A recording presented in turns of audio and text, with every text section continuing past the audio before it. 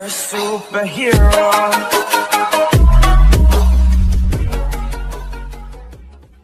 tout le monde, j'espère que vous allez bien. Aujourd'hui, je vais vous donner mon avis sur la Kawasaki après un an d'utilisation. Alors pour ceux qui n'ont pas suivi l'histoire, je vous invite à cliquer juste ici sur le i pour en savoir plus.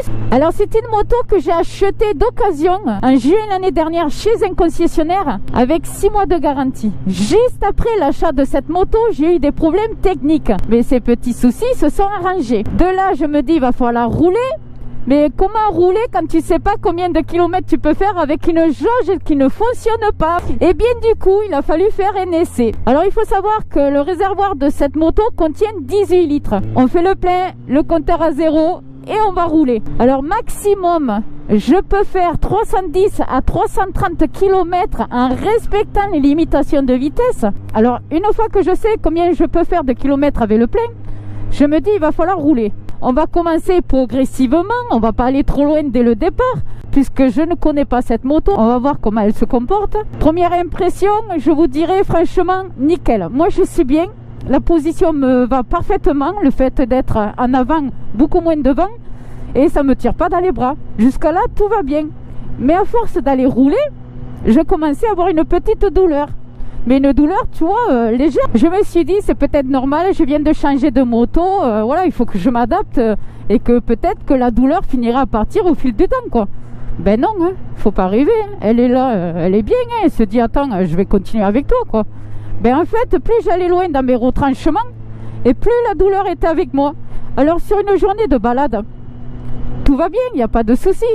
Mais en fait, là où j'ai mal le plus, ben c'est au retour.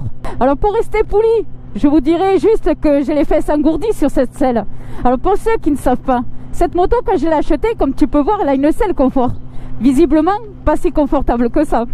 Quand tu sais que tu dois rentrer et tu as quand même pas mal de kilomètres parce que dans la journée tu as fait que ça pratiquement, ton retour, ben tu sais qu'il va falloir retraverser quelques petits patelins. Tu as des ralentisseurs qui prennent la largeur de la route.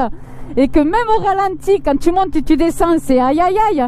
Quand tu vois au loin un feu, tu sais que mentalement il va falloir que tu te prépares pour poser le pied. C'est aïe aïe aïe. Quand tu sais une voiture, même avec une bonne distance de sécurité, et que le mec il sait pas où il va, mais qui pile au dernier moment pour tourner à droite sans mettre le clignotant, c'est aïe aïe aïe.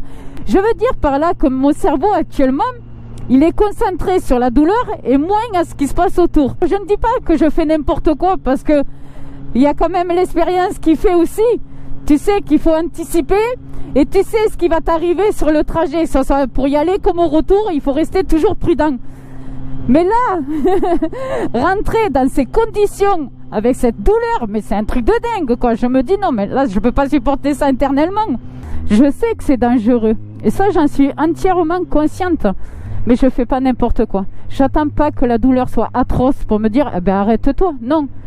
Dès que je peux, je m'arrête, je prends le temps de me poser, de me dégourdir les jambes avant de reprendre la route, quoi. Voilà, à un moment, je me suis remise en question, je me suis demandé s'il fallait pas envisager de changer de moto, prendre une moto plus confortable. Oui, mais quoi? Quelle moto pourrait me convenir? Je ne sais pas. Après, le deuxième choix, c'était pourquoi tu changes pas de selle? Prends-toi une selle plus confortable d'une marque différente qui soit compatible avec la moto.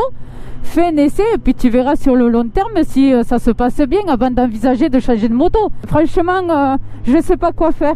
Si vous avez des conseils et des idées, franchement, l'espace commentaire est là pour ça. N'hésitez pas, franchement, moi je suis prête à écouter. C'est dommage de vendre une moto juste parce qu'il y a un problème de confort. Parce que franchement, moi je suis bien. Je me suis habituée. J'en apprends tous les jours. Sachez une chose, j'ai pas prévu de la vendre de suite, vous n'avez pas fini de la voir. De toute façon, bien avant le 3e confinement, après et pendant mes vacances, j'ai quand même un stock de vidéos, j'ai pas mal de choses à vous faire découvrir. Tant que c'est pas fait, tant que j'ai pas réfléchi, je vais écouter vos conseils et vos idées. Et puis on verra. Au pire des cas, voilà, si j'ai pas d'autres solutions, je finirai à la vendre. Mais dommage, quoi. Voilà. C'est le seul point négatif que je trouve sur cette moto. Franchement, c'est pas la moto la plus confortable sur les longs trajets. Sinon, dans l'ensemble, franchement, Et j'ai rien à redire quoi, pour moi c'est une bonne moto. Bon, en tout cas pour ma part, j'ai fait le tour de ce que j'avais à dire concernant cette moto. Je sais parfaitement que certains auraient préféré que j'en dise plus, mais avec toute sincérité, c'est pas les vidéos qui manquent sur YouTube. Et le but était juste de donner mon avis.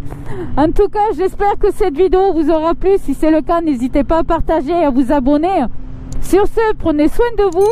Moi, je vous dis à très vite pour des nouvelles vidéos. Le bisou du Sud-Ouest et bye bye.